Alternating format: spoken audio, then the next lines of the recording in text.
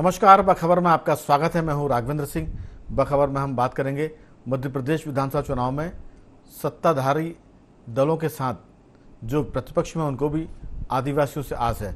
दरअसल हम बात कर रहे हैं पिछले 2 साल से मध्य प्रदेश की राजनीतिक फिजा में आदिवासियों का रंग घुला हुआ है। उसकी खास बात है कि मध्य प्रदेश की लगभग 45 सीटें ऐसी जहां आदिवासी वोट डिसाइड करते हैं कौन जीतेगा, और ये एक बड़ा आंकड़ा है जो किसी भी पार्टी को सत्ता में पहुंचाने के लिए पर्याप्त है। आपको बता दें कि जब जब आदिवासी किसी पार्टी पर प्रसन्न होते हैं वो पार्टी सत्ता में होती है, और जब वो उनसे किनारा करते हैं तो पार्टियां सत्ता के हाशिए पर पहुंच जाती है। आज हम इसलिए भी इस पर बात करेंगे क्योंकि भारतीय जनता पार्टी पिछले 2 साल से फोकस कर रही है आदिवासियों पर। भोपाल का चाहे रानी कमलापति रेलवे स्टेशन का नाम हो, रानी दुर्गावती की बात हो, मामा टांटिया भील की बात हो, और भगवान की बात हो जो आदिवासियों के भगवान कहे जाते हैं उनकी, वो सब चीज़ों पर हम विस्तार से बातचीत करेंगे कि मध्य प्रदेश के आदिवासी अंचल में नरेंद्र मोदी इन दिनों एक तरह से अपने आप को केंद्रित किए हुए हैं, और कहीं ना कहीं वो इस बात का संकेत है कि आदिवासियों के वोट बैंक पर भाजपा की नज़र कितनी गहरी है और वो सत्ता के लिए कितने जरूरी है। विस्तार से बात करें उसके पहले आपको बता दें कि चर्चा में स्टूडियो में हमारे साथ हैं मध्य प्रदेश के वरिष्ठ पत्रकार योगीराज योगेश जी, स्काइप पर जुड़ चुके हैं हमारे साथ देवदत्त दुबे जी, और टेलीफोन लाइन पर हैं मध्य प्रदेश के सामाजिक सरोकार से जुड़े सामाजिक कार्यकर्ता रमेश सिंह जी। आप सभी का बहुत बहुत स्वागत है। चर्चा की शुरुआत के पहले इस मुद्दे पर आखिर नरेंद्र मोदी क्या कहते हैं, कांग्रेस के राष्ट्रीय अध्यक्ष मल्लिकार्जुन खड़गे क्या कहते हैं, और कांग्रेस के पूर्व राष्ट्रीय अध्यक्ष राहुल गांधी की क्या राय है, इन तीनों को सुनते हैं और फिर करेंगे चर्चा की शुरुआत। हमारे दिल में आपकी जगह है, और इसलिए जब मौका आया तो भाजपा आदिवासी गौरव को मान देती है, और इसलिए एक आदिवासी बेटी द्रौपदी मुर्मू जी आज देश की राष्ट्रपति है और देश का नेतृत्व कर रही है। ये भाजपा सरकारी है। आदिवासी सेनानियों के, आदिवासी संस्कृति के भव्य स्मारक बना रही है। कांग्रेस ने कभी ऐसे वीरों को याद नहीं किया। पूरा देश भगवान बिरसा मुंडा के जन्म दिवस को जनजातीय गौरव दिवस के रूप में मनाएगा, और कल जनजातीय गौरव दिवस पर 24,000 करोड़ रुपए की एक बहुत महत्वपूर्ण योजना भी केंद्र सरकार शुरू करने जा रही है। आदिवासी बच्चे पैर धोने से कुछ होने वाला नहीं। उसकी गरीबी को हटाओ, उसको खाना दो, पेट को खाना दो, सर पे छत दो, शरीर पे कपड़े दो। ये दिखाने के लिए, अरे भाई दिखाने के लिए मत करो। उनको, उनके समस्याओं को सुलझाओ। गलती होती है लेकिन तुम कभी भी गलती को सुधारने का काम नहीं किया। अगर हम आपको आदिवासी कहते हैं तो हमें आपको जमीन का अधिकार, जल और जंगल का अधिकार देना पड़ता है, और कांग्रेस पार्टी ने शुरुआत से आदिवासियों के लिए यह काम किया है। हमारी सरकार थी, हम पैसा कानून लाए, जमीन अधिग्रहण बिल लाए, मनरेगा कानून लाए, भोजन का अधिकार का कानून लाए, क्योंकि हम इस बात को मानते हैं कि आदिवासी लोग हिंदुस्तान के पहले और असली मालिक थे। हमने देखा कि हर पार्टी ये कह रही है कि आदिवासी इस देश के मालिक हैं, और नरेंद्र मोदी कहते हैं कि हमने आदिवासी महिला को देश का राष्ट्रपति बनाया। ये कहते से ही भाजपा एकदम से बढ़त हासिल कर लेती है, और कांग्रेस इस बढ़त को कम करती है ये कहकर कि आप उनको भोजन पानी का इंतज़ाम करिए, आप उनके लिए लिखाई पढ़ाई का इंतज़ाम करिए, जल जंगल ज़मीन का उनको अधिकार दीजिए, और ये सब कांग्रेस ने किया है और वो करना भी चाहती है। इसी पर हम विस्तार से बात करेंगे। साथ में ये भी जोड़ेंगे कि इस बार मध्य प्रदेश के चुनाव का पूरा फोकस आदिवासी और किसानों पर है और किसान और आदिवासी जिस तरफ चले जाएंगे उस पार्टी को सत्ता मिलना तय हो जाएगी।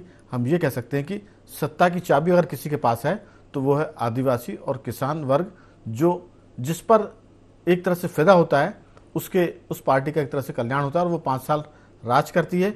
अगर हम आंकड़ों की बात करें तो 2003 से लेकर 2018 तक 15 साल आदिवासियों ने भाजपा को सपोर्ट किया था और भाजपा सरकार में थी।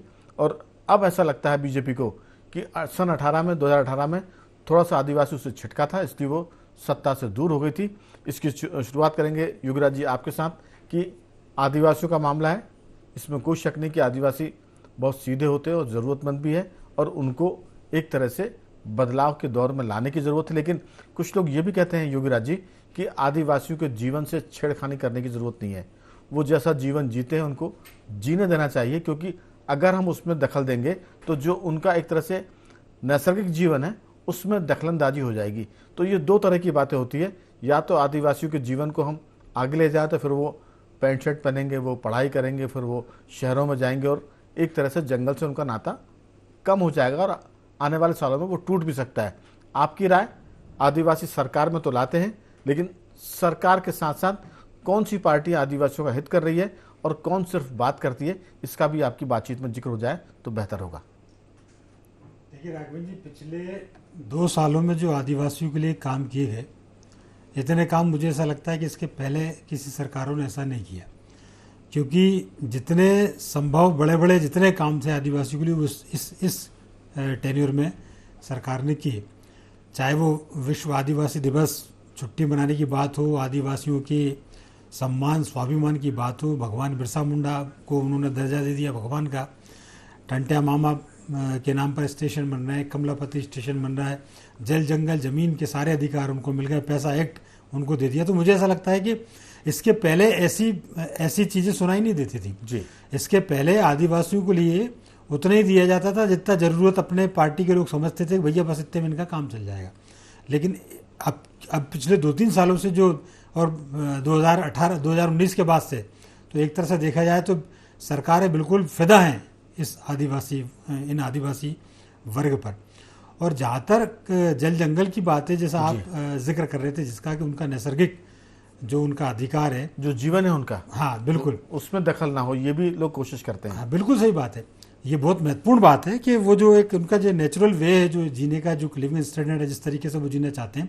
अब कई जगह आप जाएं, जैसे पातालकोट एक जगह है तामिया के पास, आप भी गए होंगे, बड़ा प्रसिद्ध, बल्कि कहा गया कि उसको हमने ढूंढा, वो बहुत नीचे जाके है वो था। तामिया के पास जो पातालकोट एक जगह है, उसमें जो वहाँ के मूल आदिवासी जो निवास करते हैं, कई बार सरकारों ने, सरकार के नुमाइंदों ने, नेताओं ने उनसे कहा, वो बहुत नीचे जाकर, बहुत 2-5 हज़ार फीट के नीचे वो रहते हैं, और कहा जाता है कि वो ऐसा एक इलाका है कि वहाँ सूर्य की रोशनी भी बड़ी मुश्किल से पहुँच पाती है। तो प्रयास कई बार किए गए, अफसरों ने कहा, नेताओं ने कहा कि भैया आप यहाँ क्यों, आप इतने गड्ढे में रह रहे हो, चलो आपको सारी व्यवस्था ऊपर कर देते हैं। तो आदिवासियों ने खुद ने उसका विरोध किया कि नहीं, हमें हमारा जो नेचुरल हैबिटेट है, हम यहीं जिएंगे, यहीं मरेंगे और यहीं रहेंगे। तो कई बार ये भी होता है जिसका आप जिक्र कर रहे हैं कि वो जिस माहौल में, जिस एटमॉस्फेयर में वो रहना चाहते हैं, उनको वो एटमॉस्फेयर में ही रहने दें। और जबरन, जैसा कि उनकी वेशभूषा है, हम जबरन पैंट शर्ट पहनाने की कोशिश कर रहे हैं नेता लोग, लेकिन आदिवासियों के भी 2 वर्ग अलग अलग देखने को मिल रहे हैं। एक वर्ग ऐसा भी है, ऐसे जंगल वाले भी कोई ज़्यादा ऐसे नहीं रहे कि बहुत जंगल में जाके बहुत आदिवासी निवास कर रहे हो। कई जंगलों में तक तो अब सरकार और सड़क, पानी, बिजली सबकी व्यवस्था हो चुकी, और कई आदिवासी तो आज शहर में आके रह रहे हैं। तो ये भी सरकारों को देखना पड़ेगा कि किसको कितनी ज़रूरत है। कई आदिवासी शहर में आ गए और उन आदिवासियों में एक आदिवासी देश की राष्ट्रपति भी हो गई है। तो ये बहुत सारी बातें रहेंगी जिस पर हम और विस्तार से बात करेंगे। लेकिन आपको बता दें कि 1990 में बीजेपी की सरकार सिर्फ आदिवासियों के वोट से बनी थी, जब मध्य प्रदेश के मुख्यमंत्री सुखलाल पटवा हुआ करते थे। और इसी तरह से 1993 और 98 में जब कांग्रेस की सरकार बनी, तब आंकड़े बताते हैं कि आदिवासियों का वोट कांग्रेस की तरफ गया था।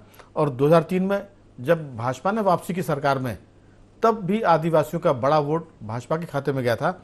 और बता दें कि 47 जो सीटें आरक्षित हैं भाजपा की, वो आदिवासियों की, वो सत्ता में हर किसी पार्टी को ला सकती, बशर्ते कि वो उनके पास चले जाएं।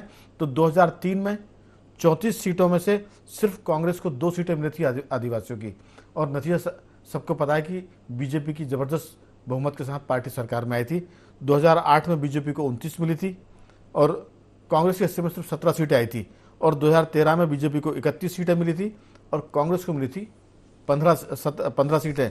तो आंकड़े बताते हैं कि 2003, 2008 और 2015 बीजेपी को सरकार में लाने के लिए आदिवासियों की भूमिका बड़ी महत्वपूर्ण रही है। इस बार भी सबका फोकस आदिवासियों पर है। योगी देवदत्त जी, आपकी राय, क्योंकि किसान भी इसमें महत्वपूर्ण भूमिका निभाते आए हैं। 2018 के चुनाव में जब कांग्रेस ने कहा कि 2 लाख तक का हर किसान का कर्जा माफ, तो भाजपा समर्थित किसान भी कांग्रेस के पाले में चले गए थे। तो आदिवासी और किसान, ये एक महत्वपूर्ण चाबी है सत्ता में आने की, आपकी राय? राजनीतिक इतिहास जो परिणामों से है वो ये स्पष्ट दिखाता है कि जिधर आदिवासी उधर की सरकार, क्योंकि ये 22% वोट बैंक है जो मध्य प्रदेश में है। 47 सीटें आरक्षित हैं और लगभग 82 सीटों पर ये हार जीत के समीकरण तय करते हैं।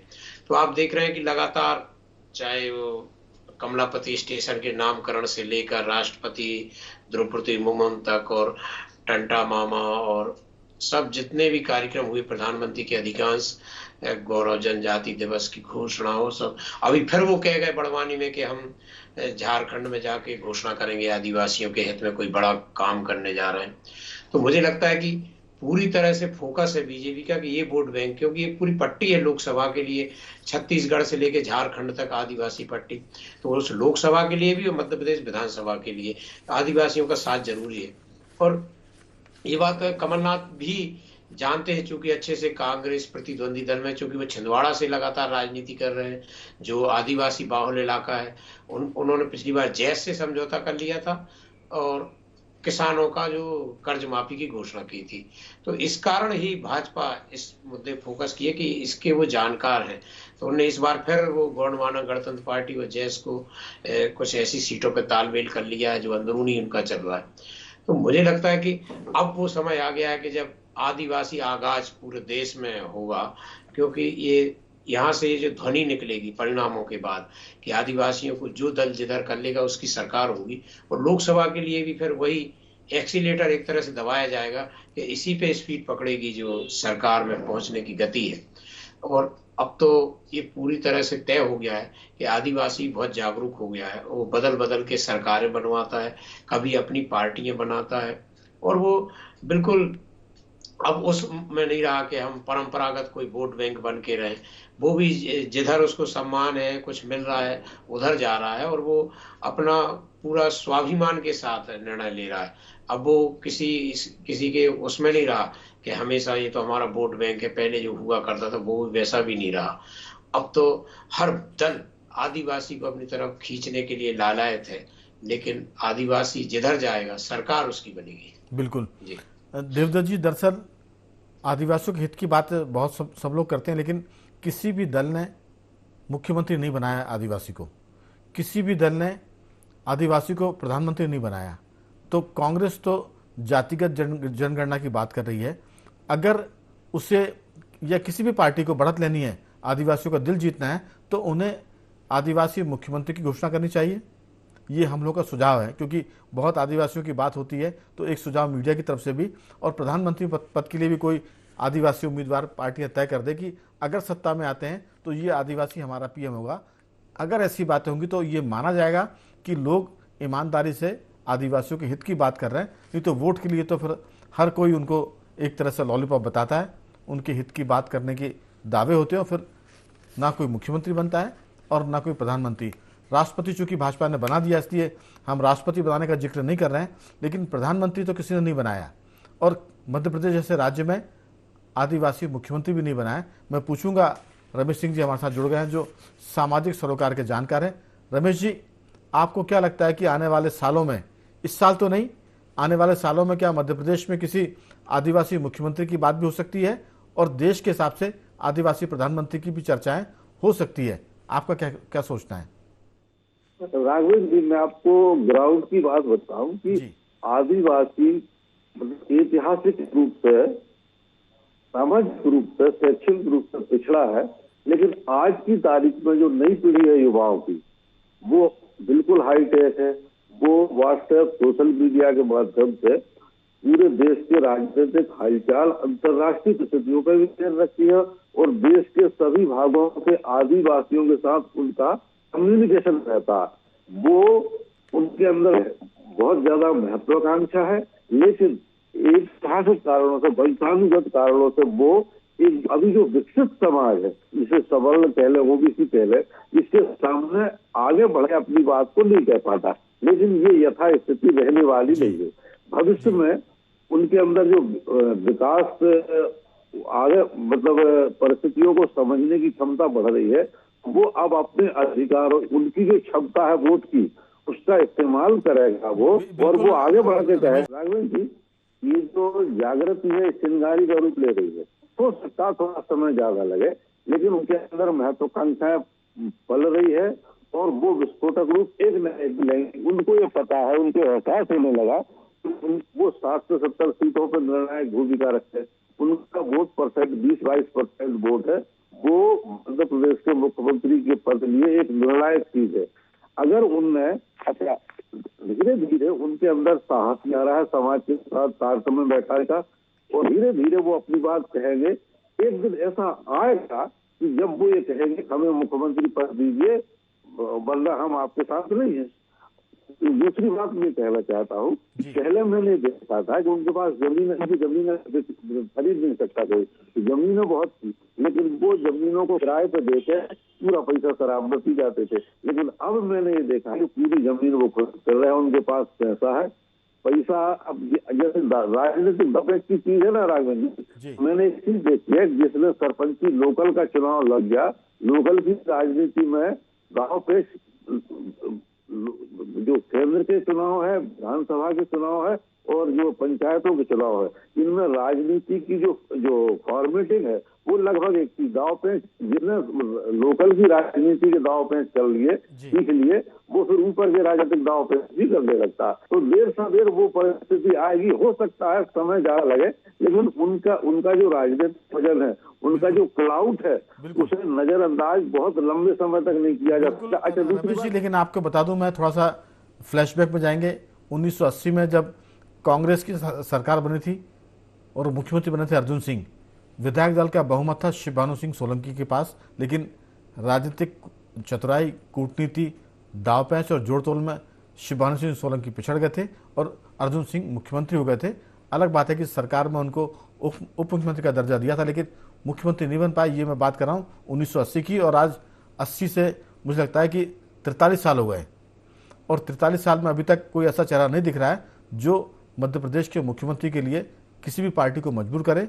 हो सकता है कि अगले 50 साल में ऐसे उम्मीद करें कि शायद कोई ऐसा चेहरा आएगा। योगीराज जी, आपकी राय कि आदिवासियों पर जीत का सहरा तो बनता है कि वो जिताते हैं, लेकिन उनको जीत के रसमलाई कोई नहीं खिलाता, सिर्फ मंच तक तो ठीक है। आपकी राय कि क्या आगे इस बार या अगले बार ऐसा कभी होगा कि कोई पार्टी अपने किसी आदिवासी नेताओं को मुख्यमंत्री का चेहरा बनाएगी? आपकी राय?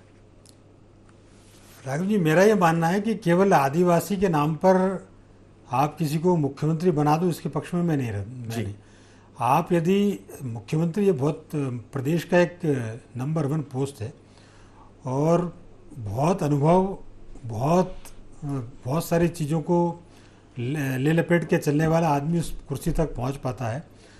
अब हमने आदिवासियों के कई नेता तो हमने ऐसे देखे जो मंत्री बन गए और मालूम पड़ा कि फिर वो ऐसे ऐसे कामों में लिप्त हो गए कि वो इस लायक भी नहीं रहे कि उनको मंत्री भी बनाया जाए।